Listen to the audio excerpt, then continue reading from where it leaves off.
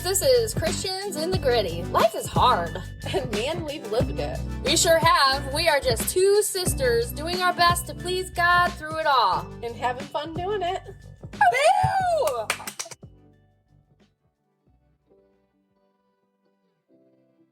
It's like as soon as you release something. Yeah. Like we were talking about. So she's talking about she had gotten another email from someone to start a new venture when she feels like God called her home. To be home. To be home. God didn't call me home. He didn't call her I'm home. not going to sleep, guys. He called her to be home. And I feel like sometimes we really struggle with that. Like, am I supposed to be doing something more or not? And she was like, well, I got another email. And I think I was supposed to release the fact that I was going to be paid and help provide for my family because that's God's provision. Yeah. And I've been like, it's been a stress in our marriage is like, how are we getting by? Like paycheck to paycheck. Mm-hmm. Like, I don't think God calls for that either. He calls us to be good stewards of our money. Yeah. So it's I struggle. Deciding what we should do. Do we downsize on different things? And so I've been thinking a lot about downsizing in the past year, 2 years, and just trying to figure out what the best way to do with our family right now. And I feel like maybe we're not necessarily doing it completely wrong. Like, we kind of got to wait. Our kids are getting older, so maybe the downsizing is supposed to wait a few more years. Yeah, which makes sense. Yeah. Be like mom and dad and go RVing when it's just you two. Yeah. I mean, Riley loves the idea. She just doesn't want to be away. I feel like she really likes to have her own space, too. Yeah, but I think so. Look at her room. It's like her sanctuary. It is. She's like, this is clean. If any of you have watched any of our TikToks, you'll see Riley's room. It's just, you can tell. That's like her sanctuary, her place where she can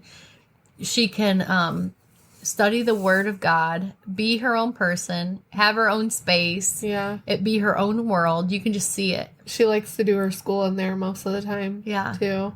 I'm like, did you do school today? She's like, I already did it, Mom. Yeah. Because she was up in her room. At 10 a.m., I'm like, oh. Like, she's done. You're already done with my school. I finished it. Yeah. Yeah, she's very good at that. She comes and spends the night here. She just gets it done. That's good. Yeah. I mean, not anymore because not Shaylin, but Marley isn't homeschooling, but we used to do homeschooling, whatever. You can bring your school along. You can still spend the night. Homeschooling's so freeing. Yes, it is. I love that. But it's also a tie down.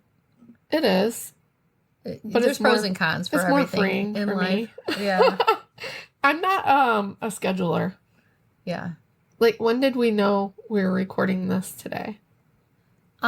We knew we were recording it today, Monday maybe.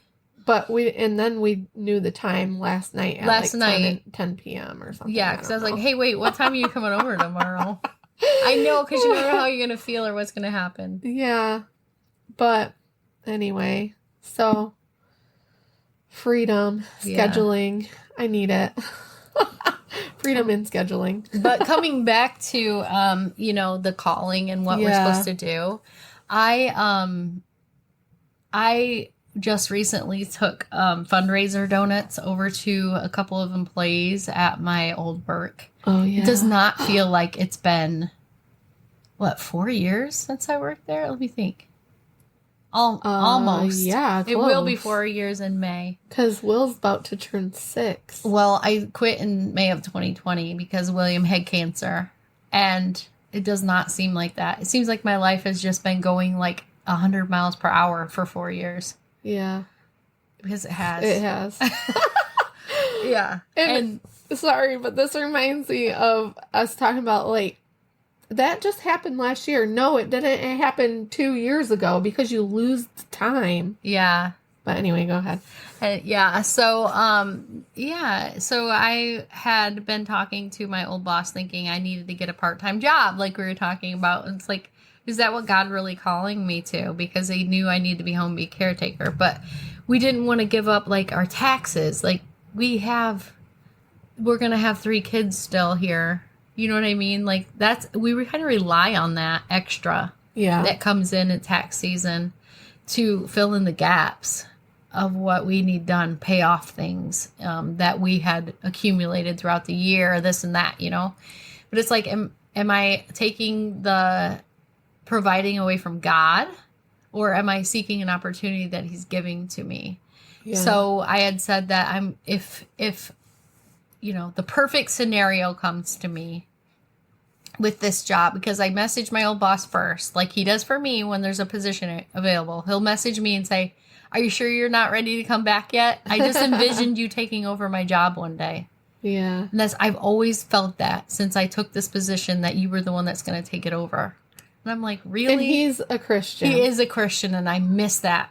I do miss that, because we would talk about God all the time. Anything that we were going through, or even on the floor at work, or we were going through in our own lives, we would openly talk about it with God, like God in mind. And it was amazing. You can be that person for somebody else. Yeah.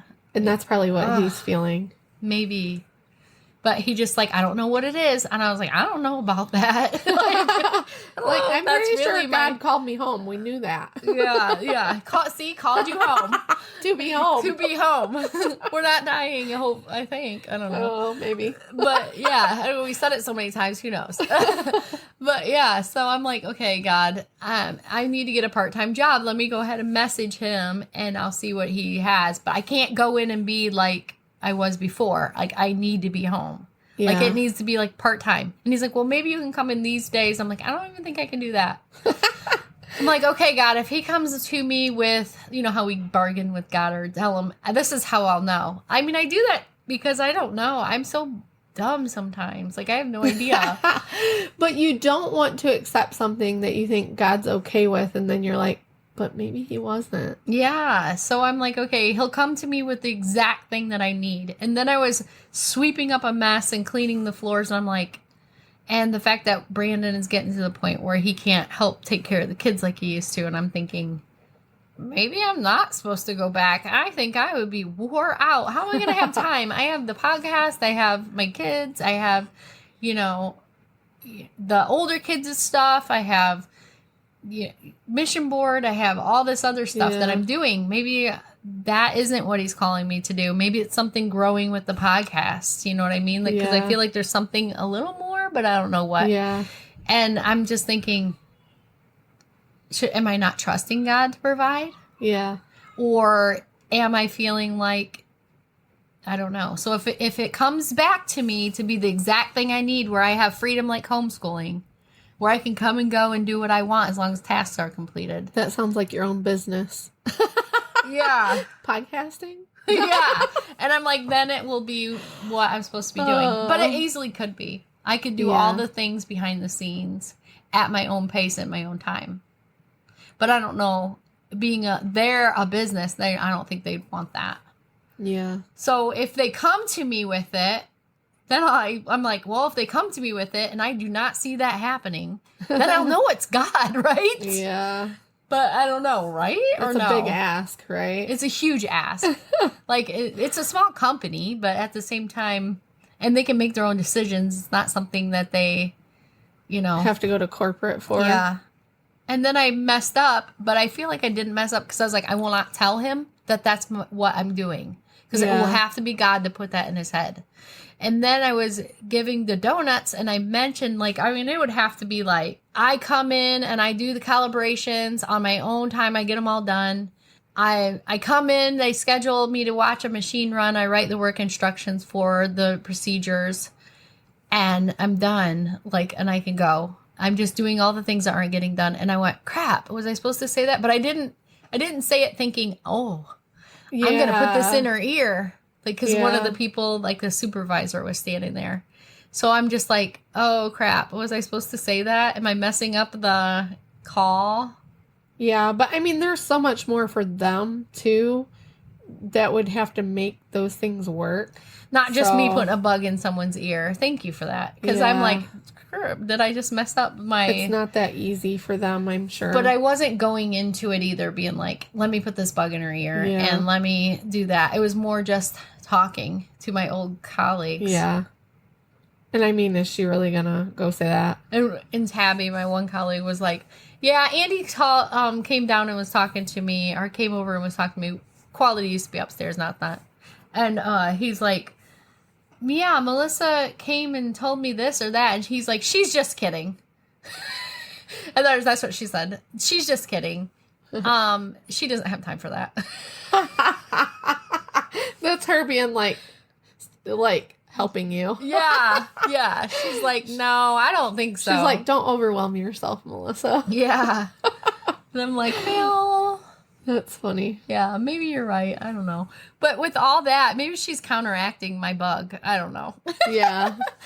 Just, they really, I don't know. It would have to come back like really great. Yeah. I know. And I don't know if that's what I'm supposed to be doing. Because like I also feel like if I went there, am I going to be influenced backwards? I think you're much stronger in your faith now. Yeah. And I am too. Yeah. Okay. So here's what I was going to say. God's timing. Yeah. Because, and I think that's for both of us. I'm talking to you and to me. Yeah. Because seriously, we keep going, I don't know. Is that what God has for me? He's probably saying, hold on. Not yet.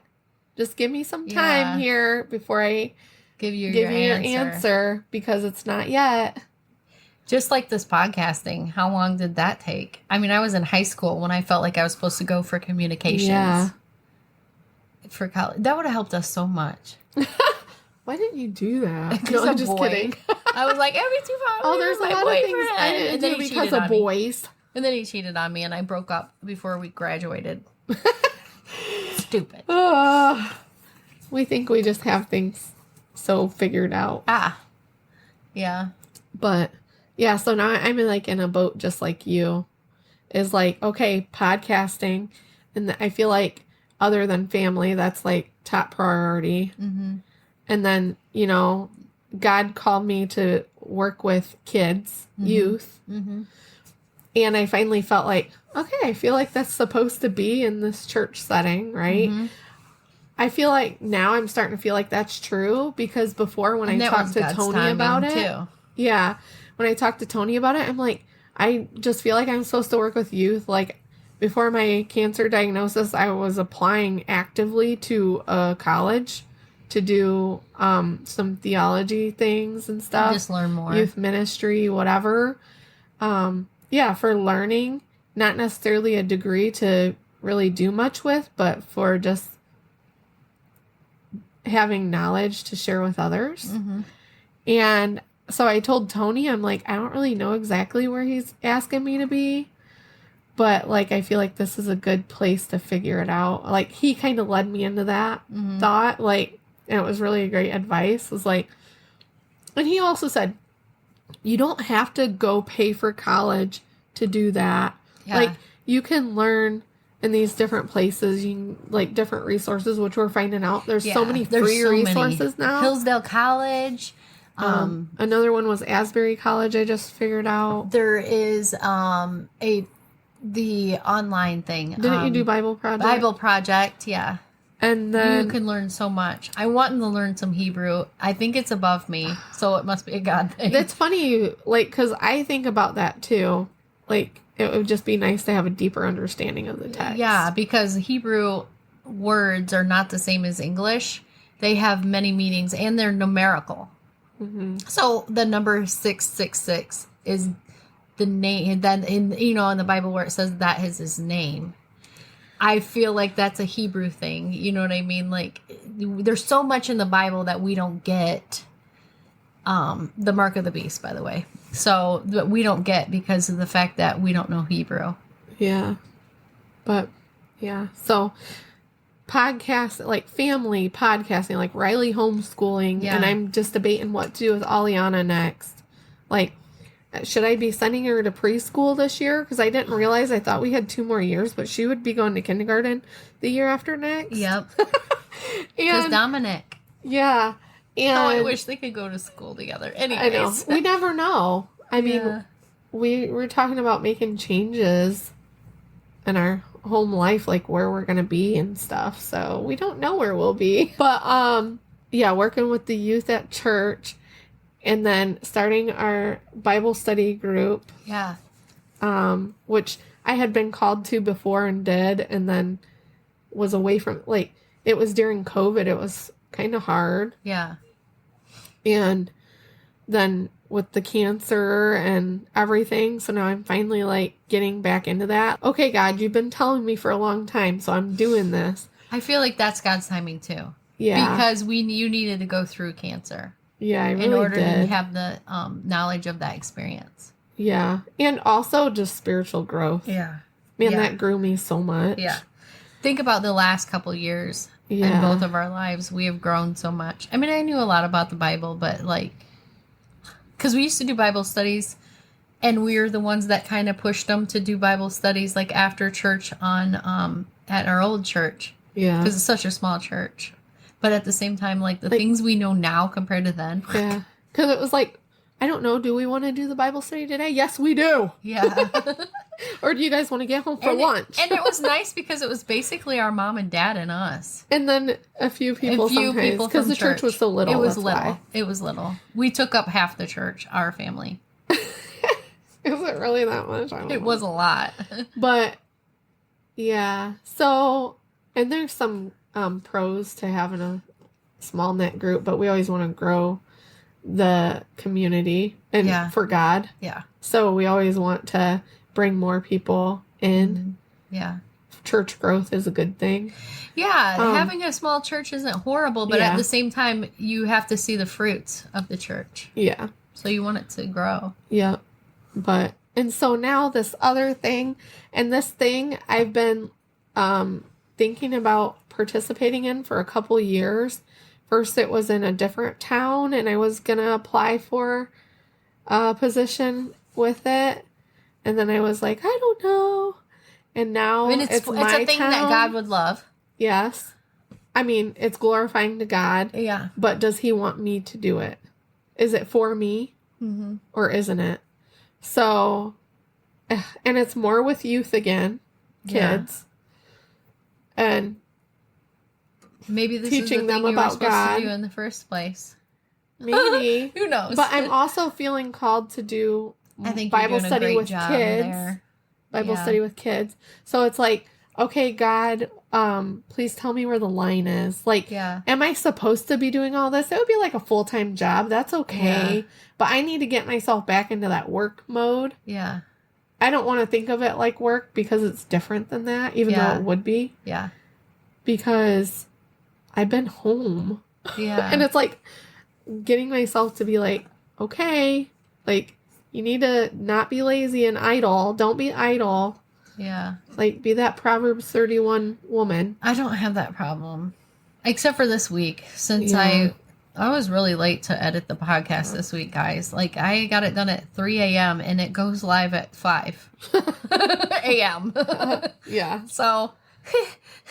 But you made it! I did it! Yay! And then you know how you can't shut your brain off or you have to go to the restroom. Mine takes forever. But yeah, so I messed myself up this week. But usually I'm working nonstop. That's how I get so overwhelmed. Yeah. So I have the opposite problem. Like, I'm like, am I going to be able to have time to leave the house? Yeah.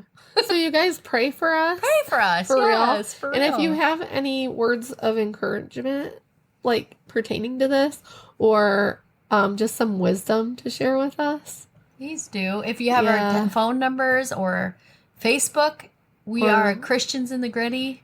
Look us up. Instagram, we are Christians in gritty. Or no dot. Just no dot at the end. I think that's what we Dots are. I think that's Instagram. Word. I think that's what we are on Instagram. Just search us. Yeah. And we're on TikTok. We try need to be your everywhere. Help too. Yeah, we try to be everywhere. That way we find people where they are. Yeah. And we're working on being in more places. And but that's the other Share our podcast so that way we can find those people that we're trying to search. This is kind of the opposite. And I'm not trying to like better ourselves. I'm trying to find the people that we need to find. Yeah, for God. Yeah. I know what you're saying. We just got Jamaica. I know, that's so cool. I didn't see that one yet when you showed me. Yeah. I was like, oh, cool. And every time I do look, though, And I'm like, okay, wait, where are all our missionaries at? Nope, none of them are in the places that are listening. For our missionaries from our church? Yeah. Yeah. They're all different. So they're they're all unique Even locations. the Mexico location that we thought was maybe our parents, no, it was Guadalajara. It's too far away from where they're at. Yeah. Yeah, it's just that unique. one's Cape Town, Africa. Yeah. That's cool. South Africa. Yeah, that's what that was. It's really So cool because a lot of them are like not English speaking. Like Canada, we have quite a few from Canada. I just had an insane thought. What if we're meant to go to some of these places and talk with people? I don't know. I don't know. It just came up in my heart. Yeah. I think not in maybe my mind. eventually. It was like I felt it here. So Really? that's why I say that. Well, I haven't felt that yet. So we'll have to see. Like this is the first time I'm like thinking it. I think we should keep that in the podcast, by the way. Anyways, maybe Amanda is going to open some doors for us or give us confidence that we need. Yeah, we won't talk about that. I was talking though about to my husband. I'm not going to go into that, but she's asking us to do something that's above me. Oh, there we go again. Above us. Just when you know it's a God thing, it's like it's easier to be the radio star, isn't it? Video killed the radio. Okay, star. when people don't see me, yeah, and I'm sitting here in your bedroom, yeah, my face isn't bright red, and I'm not shaking, going, and my voice isn't wavering, and I'm not trying to hide all my flaws. Like the youth kids know what I'm talking about. I get anxious even there. Yeah. Yeah. So it's definitely above us, I feel like. Because we have such anxieties. They're like social anxieties. But I did take speech class in school, but it was easy because it was just my classmates. I would have struggled with even that. I didn't take speech because I was like, I can't talk in front of 20 people. What? Yeah, it wasn't that many, but we did it. We knew that's what the class was. Like at first it was hard, then it was easy, which is the whole thing of taking speech. Yeah. But speech, public speaking, but they called it speech class, which is different. I feel like it's learning how to speak, but public speaking class is really what it was. But I just feel like all of what we're hearing is God's timing. We need to wait for God's timing. The same thing like with William's diagnosis came after I was obedient. Yeah. And like our podcasting in general is look at all the growth we had to go through before we actually did it. Yeah. Like even talking about just when you worked at the factory in the office. Yeah. That needed us to grow. And look how much we've grown since we started doing it. I know. And like we had to start here. Yeah. I don't know. Maybe we are supposed to do something more like speaking. I think we are eventually. Yeah. And that's what I was just thinking about is Glenda. How she said that to you. Yes, she did. She was Glenda from our church. Hi, Glenda. You're amazing, by the way. And I was just talking to this about I'm like, man, I love her. She was one of our confirmations. Because the only thing I did, in fact, Christina hadn't talked to her husband about this yet. And I didn't know that. And I went to church and I really felt like we needed prayer. We did. It was lighthearted. It was funny. Yeah. But I was not in there when she did this. No, she wasn't. And I said, okay, I just would like prayers. Christina and I really have it on our hearts to do a new ministry. And we need prayers about which way to go and all this stuff. And Mark goes, really? Well, and then, so I wasn't in Sunday school. I don't know if I was in nursery or where I was. I think maybe. I don't know. Was it the next Sunday I came? And then I think that Jim asked me, how is your ministry going? Yeah. Or something. And I was like, Because I never told her I did it. And then I was like, it caught me off guard. And I was like, oh, I haven't even talked to my husband about that. But no, right after that, Glenda had come up to us and said, to me, yeah, right, and said, I really feel like you guys need to be speakers. All the things you guys have been through and all this and that, you guys need to be speakers and stuff. And it was just funny because we were like, are we supposed to do written word? Or are we supposed to do a podcast? Like, is it really a podcast we're supposed to do? Because it felt way above me. Yeah. Like, I need to be able to know what I'm writing and be able to delete it and then rewrite it. Yeah. Like, you know? Yeah. And so when she said that, it was like, she didn't know. We could have been doing care baskets. We could have been Anything. going on a mission trip. We could have been caring for foster kids. It could have been anything. Yeah. And she said we needed to be speakers. Yeah. And I didn't share any of that. I said a ministry. We need to know which way to go. Mm-hmm. And so that was like a big confirmation. And we appreciated that a lot because we were like, okay, we're in the right path. Yeah. And it's like when any of us feels like God's telling us to say something, we should say it. Yes, because you never know how important it is. I just did that with someone. And I sent the text. I'm like, I'm really sorry because I feel like this sounds so rude. But I feel like God's telling me to say this to you. Yeah. And they're like, no, that's perfect. Like, I'm hearing what God's saying. Yeah. Like, and I'm like, oh, shoo. Like, It's scary God, to thank do you. I because didn't you don't hear know that the God wrong. parts. You don't know what they're thinking, the other person, and you don't know the God parts. Yeah. So when you go, really? I was supposed to say that? He's like, okay, sounded rude to me. Not saying you're rude, God, but we're saying. Well, it wouldn't be rude from God. That would be appropriate. Right. Yeah, but everything is in God's timing, and we're learning that a lot recently. Yeah. And I'm learning it from my past as well. Like things I didn't learn when I was actually going through it. I'm looking back and going, wow, that was definitely God's timing. Yeah. And I see that now. I see that I wasn't ready for it yet, or he wasn't ready for me. The situation wasn't ready for me, or pretty much I wasn't ready for it. And just in everything, it's like we try to push our way through and we muddy things up if we do that. Yes. And just calm down. Be like patient. we try to find the solution before God's ready to give it to us. Yeah. I think sometimes we get that call and then we're like, okay, I'm ready. Which is great. Yeah. We should be that way. And we've talked about this. Yes. Like, for example, with David, like he received the call, but it wasn't time yet. No. He needed to grow. Yeah. He needed to kill some lions and some bears in order to feel his strength, in order to come to Goliath and everyone to see him as a leader Yeah. and someone who's going to help them. Yeah. And he glorified God through it all, which is awesome. Yeah. With some mistakes. We are human. Yep. And that just tells us, too, God still used David and saw him as someone he favored. Yeah. And so we know that our imperfections still allows God to favor us. Yeah. And you know, in Hebrews, they call the Hall of Faith, right? Is it Hebrews 12? Right? I don't know. And some of the people in there, I'm like, oh, he still put them among the most faithful people. Even though they're... I'm like, even after that, it's like, okay, a lot of us he calls worthy, right? Mm-hmm. When we don't feel like we are. Yeah, just going through and saying, like, these people had faith, and this is like, they accomplished this, you know? It's in Hebrews 11, and my Bible titles it By Faith, but it's like... People call it the Abel. Hall of Faith, like the Hall of Fame. Yeah.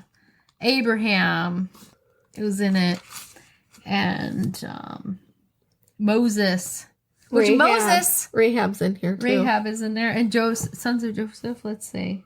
Moses is in here. By faith, Moses, when he was born, was hidden for 3 months by his parents. So that's his parents' faith. His parents' faith.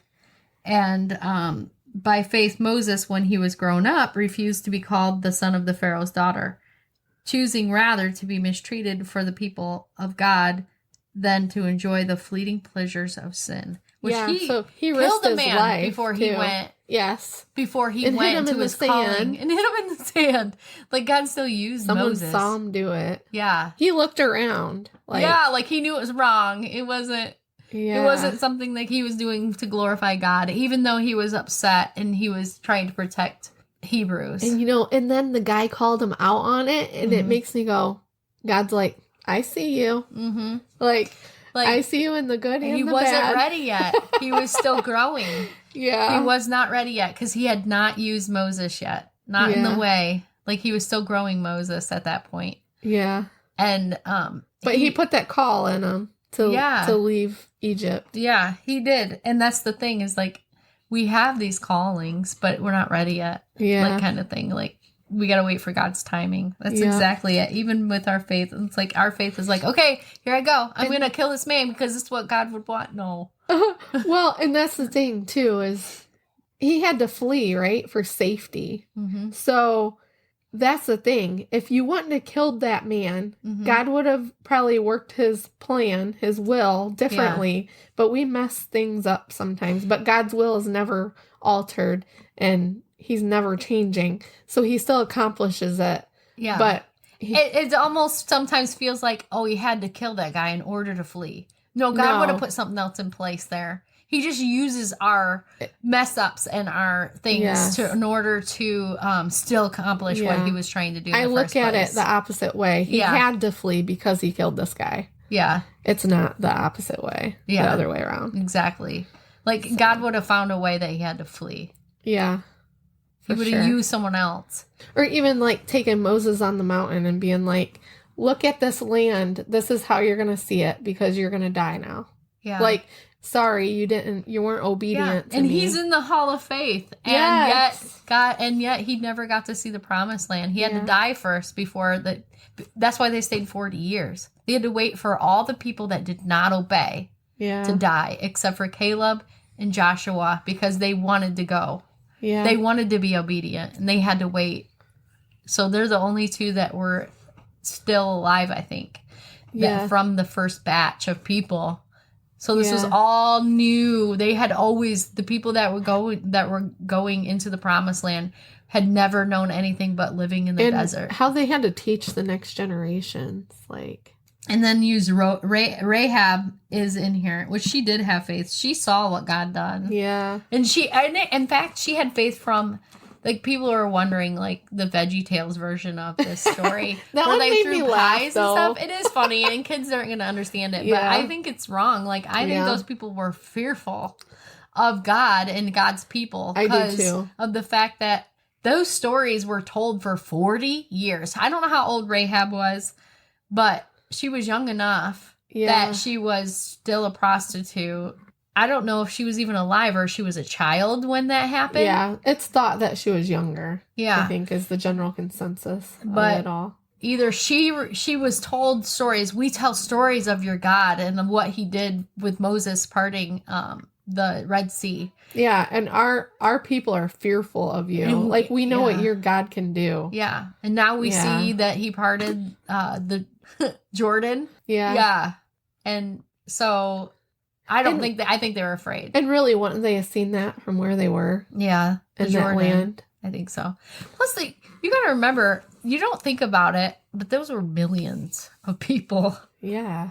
It would have been parted. That's not like that's not how I viewed it in Sunday school. I know. I thought it was just like a group of like 300 people or something. Yeah. Like, we're going through the wilderness. Yeah.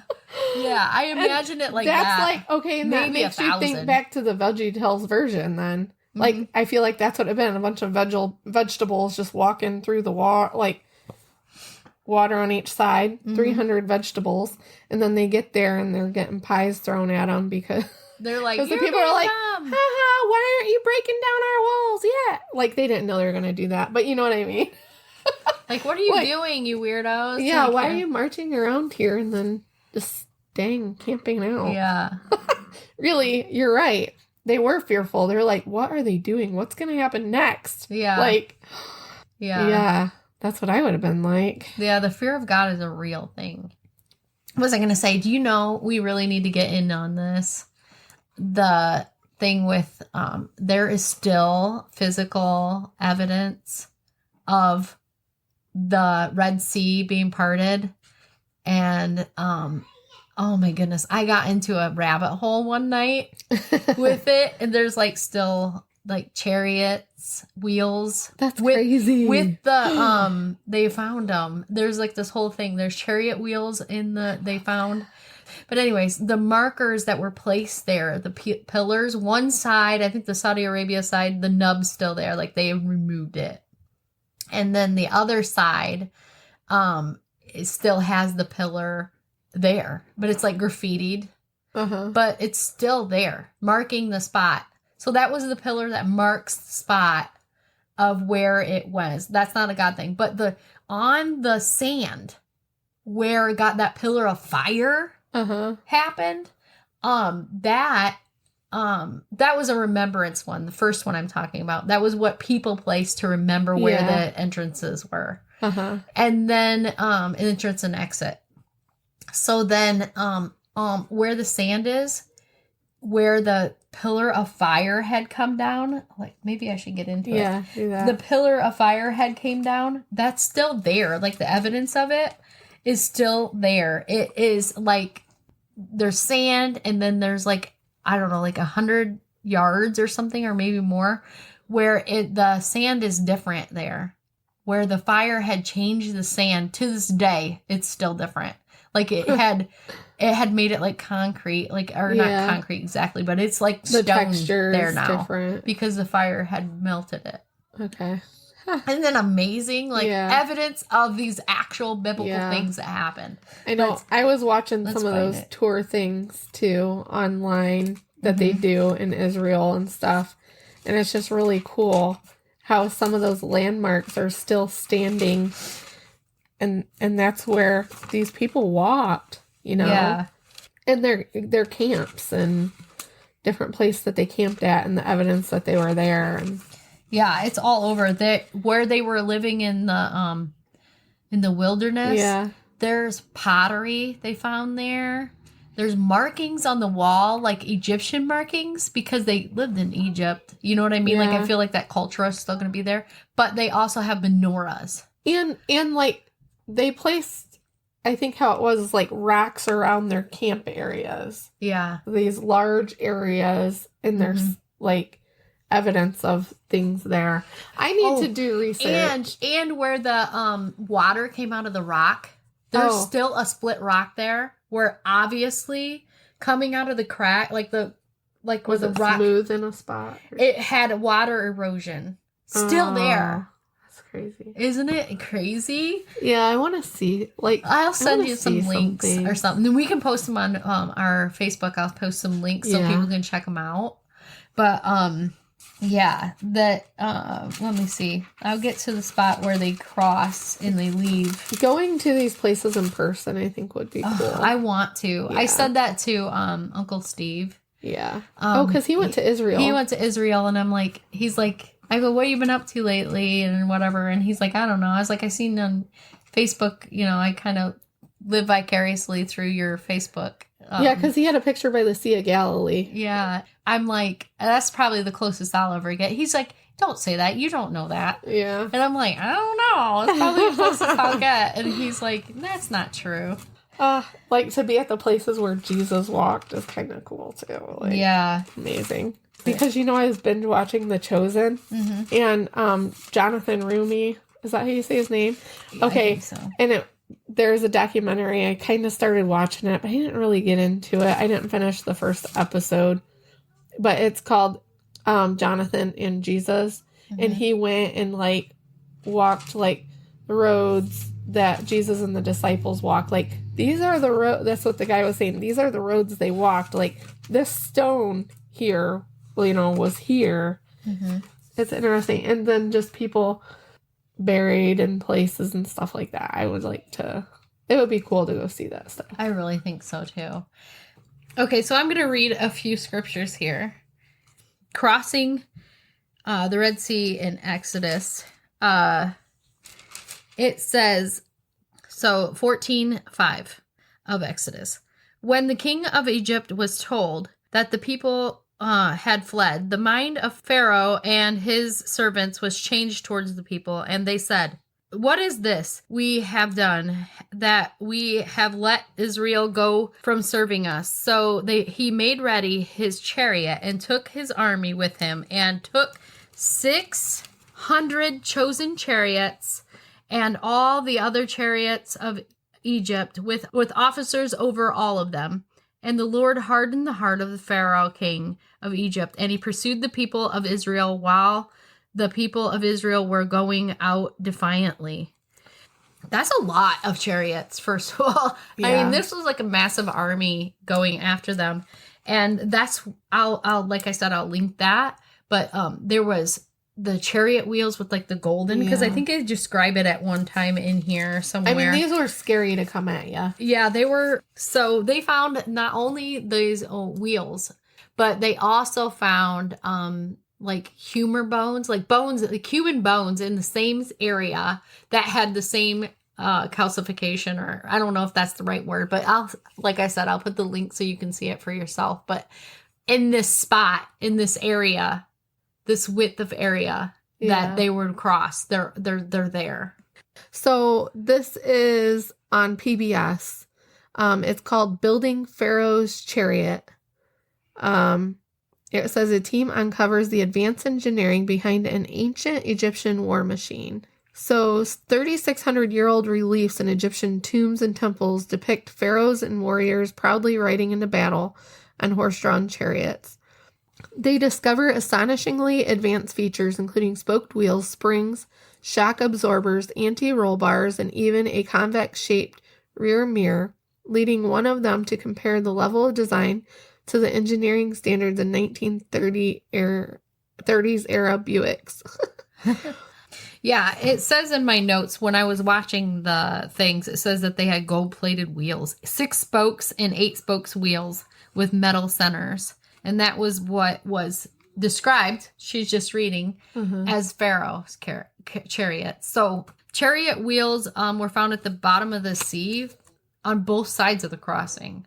Yeah. Like, so he waited, God, because it says in the, how they were all in, everybody. And then he enveloped him. So they were following them. Yeah. And, and like bones of the people are in there still that they had found. Because he didn't just close up the sea to block them off. He closed it up to... over top of them. So this is where it starts in Exodus 14:15. The Lord said to Moses, "Why do you cry to me? Tell the people of Israel to go forward. Lift up your staff and stretch it out your hand over the sea and divide it.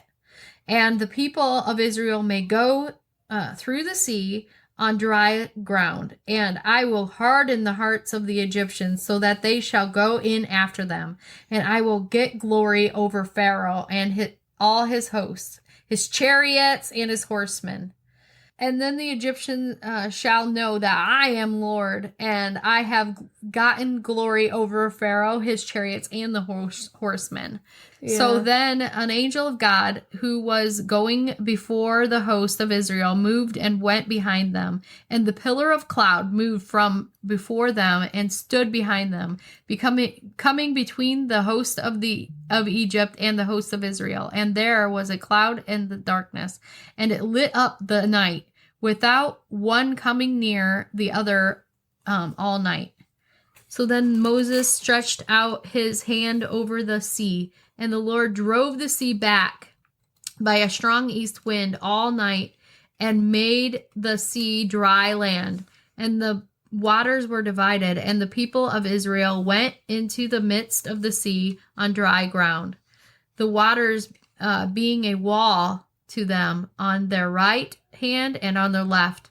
The Egyptians pursued and went in after them in the midst of the sea, all the Pharaoh's horses, all his chariots and his horsemen. And in the morning watched the Lord in the pillar of fire and the cloud, looked down on the Egyptian forces and threw the Egyptian forces into a panic, clogging their chariot wheels so that they drove heavily. And the Egyptians said, "Let us flee from before Israel, for the Lord fights for them against the Egyptians." See, that's the pillar of fire. And it literally changed the sand there. And there's evidence of that. And I will post that as well on our Facebook. And then the Lord said to Moses, "Stretch out your hand over the sea so that the water may come back from upon the Egyptians, upon their chariots and upon their horsemen." So Moses stretched out his hand over the sea, and the sea returned to its normal course. When the morning appeared and the Egyptians fled into it, the Lord threw the Egyptians into the midst of the sea. The waters returned and covered the chariots and the horsemen, all of the host of Pharaoh, and that had followed them into the sea. Not one of them remained. Yeah. It's like he forced them in too. Like is how I'm feeling this. Like Yeah. he forced them into He hardened there, their hearts. and he so did they not would be allow them chasing to turn back either. Because I think that's part of the pillar of fire. The pillar of fires were to encase them. That's what I'm getting from the scripture. And then they couldn't flee either. And like their horses, because I feel like the softening of the land started back up. Like, you know what I mean? Like they couldn't get the... And he made it hard go. for them to drive. Like they couldn't... Yeah. They couldn't control where they were going. Because when they went through, when Moses went through with the Hebrews, it was dry land. Yes. And so when you were reading that about how God was telling Moses, like, I will harden the hearts, right? And I will gain glory through Pharaoh and all his army, through his chariots and his horsemen. The Egyptians will know that I am the Lord when I gain glory through Pharaoh, his chariots, and his horsemen. That's it. 18 in chapter 4. And then the last thing that they say in verse 25, let's get away from the Israelites. The Lord is fighting for them against Egypt. They know. Yeah. But then they all die. But they're still going to be a witness to what happened. Like, I mean, but there's still going to be people left in Egypt. And they're going to know that these Hebrews had defeated these chariots. And they're still going to know that that was the God of Moses. But my point is, like, one day every knee will bow, every tongue will confess. Like, these guys knew what was happening. They knew that the Lord was Lord before they died. Yeah. Yeah, that's huge. Ooh. Wouldn't that just kill you in an instant? And your, like, their hearts were hardened, but they knew. They had to be so fearful. Like, oh, there is a God. And it is and crap, Moses' it's too God. late. Yeah. Wow. Yeah. So I don't want to be that person. Yeah. So that pillars of fire, there's people, like, I watch videos of people being there and they show it and they pick it up. They, like, have to like chisel the pieces of it out. And it's like, you can see in it, like, the sections that they chisel out, melted together rocks and stuff. Like, you can tell that they're different. It wasn't like a part of the land that's just different. Somebody just made a fire on the land. Yeah, it's like... It's deep within. Yeah, and they talk about how much heat it would take to do this kind of thing. And it's like concrete now, they're saying. Like, you can... It feels different. It doesn't... You don't sink in. And... Oh, this is another thing found. Rib cage in coral, sitting on an axle, on chariot wheels with coral horse hooves. They had found in where that was at. Like, this is like physical proof. The split rock. You cannot get into these places that are on the video anymore either. Like, they acknowledge that it's a place that needs to be preserved, so they have it blocked off now. Yeah, but that.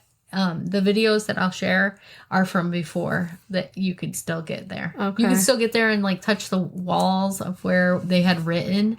There was, like, this Egyptian kind of, like, writings on the wall, but they have menorahs and stuff there. So you know it was, like, these people that came out of slavery from Egypt. Yeah. But they were Jews. Yeah, Jews. Yeah. And they had written there. On the rocks, like, and then you can tell that they were living there. There was, like, millstones, like manna stones, and that rock that created water is the split rock is still there, and you can see the erosion, like I was saying before. This is 17:2. Therefore, the people quarreled with Moses and said, "Give us water to drink." And Moses said to them, "Why do you quarrel with me? Why do you test the Lord?" But the people thirsted there for water, and the people grumbled against Moses and said, "Why did you bring us out of Egypt to kill us and our children and our livestock with thirst?" So Moses cried to the Lord, "What shall I do with these people? They are almost ready to stone me." And the Lord said to Moses, "Pass on before the people, talking with you some of the elders of Israel, and take in your hand a staff with which you struck the Nile, and go. Behold, I will stand before you there on the rock of Horeb, and you shall strike the rock, and the water shall come out of it, and the people will drink." And Moses did so in the sight of the elders in Israel, and he called the name of the place Masha, I don't know, and Meribah, Yeah, I think it's Massa. because of the quarreling of the people of Israel, and because of they tested Lord by saying, "Is the Lord among us or not?" So that rock is still, they found that rock with, like, it's split. Like, it's a huge, massive rock. I mean, it's not just a little rock. It's massive. And it's like split on the other side. Yeah. And then there's erosion through it. And it doesn't really make sense that kind of erosion would be there, because this is a desert, first of all. Like, so it sprang up out of there. Yeah. That's cool. And you can tell it's like coming from the rock. It wasn't coming down the rock. Yeah. The erosion. You know what I mean? Yeah. It's just really physical evidence. It's just amazing, the things that we can find in this world. I mean, we should be by faith, but this is true. Yeah. God, the Bible is true. These things happened.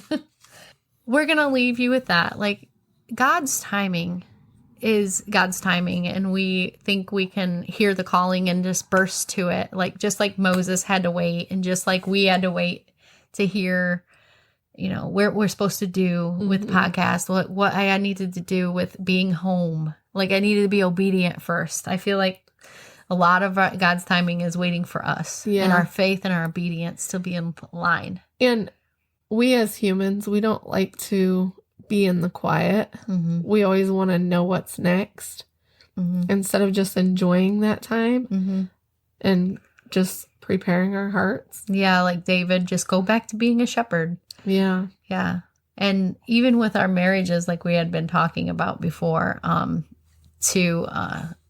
had to release it. Yeah. Before God gave us our husbands. Yeah. We had to release the control. And so I think that's a lesson we can learn too from the whole Moses situation. Like, he was trying to, you know, go to bat for these Hebrews and defend them and killing that man. And that's not what God wanted. Yeah. And we try to take control, and we mess things up, and we just need to hold off, wait for God's timing, get obedient, get your faith in line, you know? Yeah. And God always gives an answer. Yeah. Just maybe not when we want it. And he always provides. Even though we're scared, he's not gonna. Yeah. And he will still put water from a rock if he needs to. He'll rain bread down to us if he needs to. He will send someone over and be like, "I felt like God was telling me to give you this dinner." Or something, you know what I mean? Yeah. That's happened to us when we were kids. Dad got laid off and we didn't have any money for food. I don't know if you ever heard this. I don't remember this or know about it. Mom had went to go she wanted to do food stamps, but she only needed them for 2 weeks. And they're like, "Well, we don't do that. You have to get them for 6 months. 6 months. She's told me about that. And she's like, "Well, I only need them for 2 weeks. Like, I need to be able to get them." Because they used to be like literal stamps. That's why they call them that. I used to rip those off of the thing. I think you're thinking too about there was a whole nother thing with the gas stations. Oh, it might be, but I probably wasted stuff. I'm just saying. But anyway. Yeah. So she was like, "Well, I just need to, you know, he's laid off. I just need it for now. I don't need this." And so, the church across the street, they didn't know that. We didn't go there. Like catty corner. They're like, "Oh, we had this thing. We have all this leftover food and this bread and like all this stuff." God, like basically God just told them, "Take it over there." And God provided for her, even though we didn't go there to church. Yeah. You know what I mean? Like, and God knew, "Oh, nope, hold on. I got you." Yeah. That's cool. And like here these people are at our door just providing food. Huh. No, I never heard that. Mm-hmm. Yeah. That's so cool. he'll always provide whatever you need, and for like what we think we need, what we need to do different things. Yeah. But yeah. And he'll provide our wisdom and just keep getting into that word and knowing what it is that he's calling us to. Yeah. And just having the faith that he will provide and he will give us what we need in his timing. It's hard. Yeah. Hard to wait. It is so hard. I feel like the wait would be less if we would just get in line. I know, because how many times, as soon as you release the control, you get the answer, you get what you need. Like William, I know I've mentioned this before, his diagnosis for cancer, we had been trying to figure out what was wrong with him from January to May. I put in my 2 weeks notice instead of just talking about it. What was it? Monday. On a Monday, the next day, we got his diagnosis of cancer. Yeah. The next day, while I was at work, probably exactly 24 hours later. So did it take God from January to May, or did it take me from January to May? Yeah. It took God 24 hours. He's like, here you go. Finally. Here's your answer. You truly released it. Here we go. Yep, exactly. Well, would you like to pray us out? I will. Dear Lord, just thank you for giving us the words to say. And just when we come into this not really knowing the direction that you have for us, just like in the message we talked about your perfect timing, you always give us what we need. And just thank you for that. Yes. And thank you for always guiding us. Just help us to trust you and to follow your will by obedience, and continue to guide us even when we're stubborn. Yes. And Lord, just thank you for leaving behind all these things to show proof to our unbelief. I think that's so important for some people.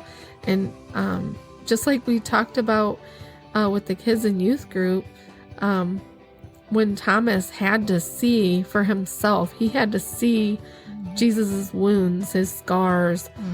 And Jesus says to have faith without seeing, and just help us to do that. But thank you for giving us what we need to believe when we need that extra push. So Lord, continue to guide us. Yes. And just to be with all of us through the week until next time when we join together again. In Jesus' name, amen. Amen. You've been listening to Christians in the Gretty. This is Christina and Melissa.